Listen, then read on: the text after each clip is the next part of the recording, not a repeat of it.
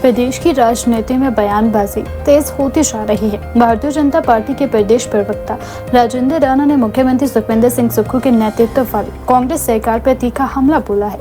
राजेंद्र राणा ने आरोप लगाया कि वर्तमान सरकार प्रदेश को लूटने का सर्टिफिकेट बांट रही है और शासन प्रशासन पूरी तरह से विफल हो चुका है। उन्होंने कहा कि राज्य के विकास कार्य ठप पड़े हैं और आम जनता को मूलभूत सुविधाओं के लिए भी संघर्ष करना पड़ रहा है। भाजपा प्रवक्ता ने दावा किया कि सरकार की नीतियों के कारण प्रदेश की आर्थिक स्थिति कमजोर हो रही है और जनता पर अनावश्यक बोझ डाला जा रहा है। उन्होंने आरोप लगाया कि भ्रष्टाचार और कूट प्रबंधन के चलते सरकारी योजनाओं का लाभ सही तरीके से लोगों को नहीं मिल पा रहा है। राणा ने यह भी कहा कि प्रदेश में बेरोजगारी बढ़ गई है और युवाओं को रोजगार के लिए पर्याप्त अवसर नहीं मिल रहे हैं। उन्होंने सरकार से जवाबदेही तय करने और पारदर्शिता के साथ कार्य करने की मांग की है। इस दौरान उन्होंने चेतावनी दी कि यदि सरकार ने अपनी कार्यशैली में सुधार नहीं किया तो भाजपा सड़कों पर उतरकर जनहित के मुद्दों को जोर शोर से उठाएगी। कि पिछले 3.5 साल में सरकार को जो है वो प्रदेश सरकार से कितना रेवेन्यू जनरेट हुआ, कितना केंद्र सरकार से विभिन्न प्रोजेक्टों के लिए पैसा मिला, तीसरा सरकार ने 3.5 साल में कितना लोन दिया और ये टोटल पैसा जो है 3 जगह से जो इकट्ठा हुआ, स्टेट रेवेन्यू, लोन, सरकार से, ये सारा पैसा मिला के 3.5 साल में कहां खर्चा, क्योंकि प्रदेश की सरकार ना तो ठेकेदारों की पेमेंट दे पा रही है, ना कोई डेवलपमेंट हो रही है। विकास के सारे प्रोजेक्ट जो है वो सारे के सारे बंद पड़े हैं। इसलिए प्रदेश की जनता जो टैक्स पेयर्स है ये जानना चाहते हैं कि आखिर ये पैसा जा तो जहां कहां रहा है। इसलिए सरकार श्वेत पत्र जारी करे कि हमारे पास टोटल इतना पैसा आया, यहां हमने खर्चा। प्रदेश की जनता को आशंका है कि इस पैसे का दुरुपयोग करके, इस पैसे की जो लूट मची हुई है ये कहां जा रहा है। दूसरा, मैं कि प्रदेश के मुख्यमंत्री केंद्र सरकार को पूछते हैं, कहते हैं कि केंद्र सरकार प्रदेश के साथ भेदभाव कर रही है।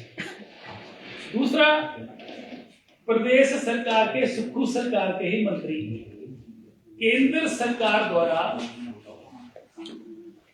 थोक में जो प्रदेश को उसका मंत्री धन्यवाद कर रहे हैं, तो मुझे लग रहा है कि सुक्खू सरकार को कैबिनेट में फैसला कर लेना चाहिए कि वे आलोचना ही करनी है तो सब आलोचना करें।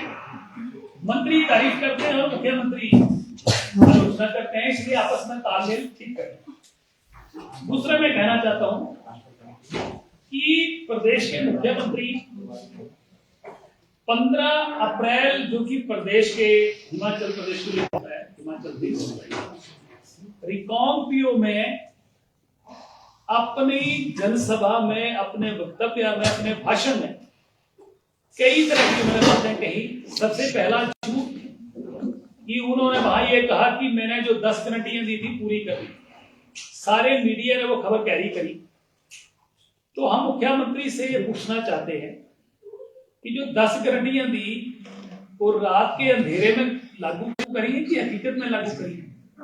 कितनी महिलाएं, विधानसभा में सवाल पूछा जा रहा है तो प्रश्न का जवाब आया कि 3400 कुछ महिलाओं को जो है वो 1500 रुपया दिया है।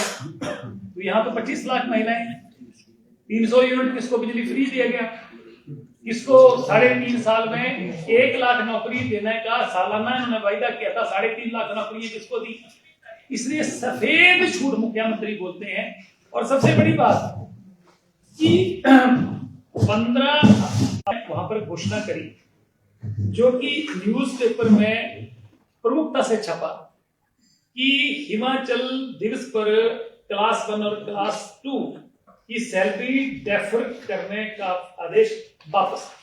अब मुझे बताइए,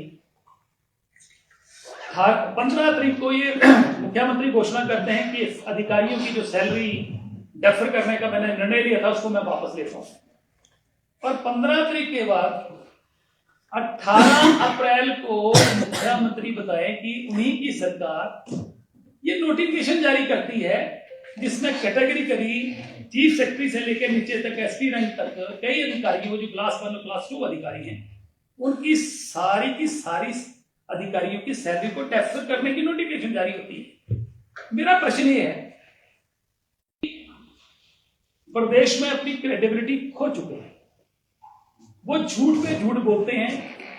उन्होंने हिंदुस्तान के इतिहास में आज तक के जितने मुख्यमंत्री रहे सबसे झूठ बोलने का रिकॉर्ड बनाया और इनका रिकॉर्ड जो है गिनीज बुक में पहुंच गया।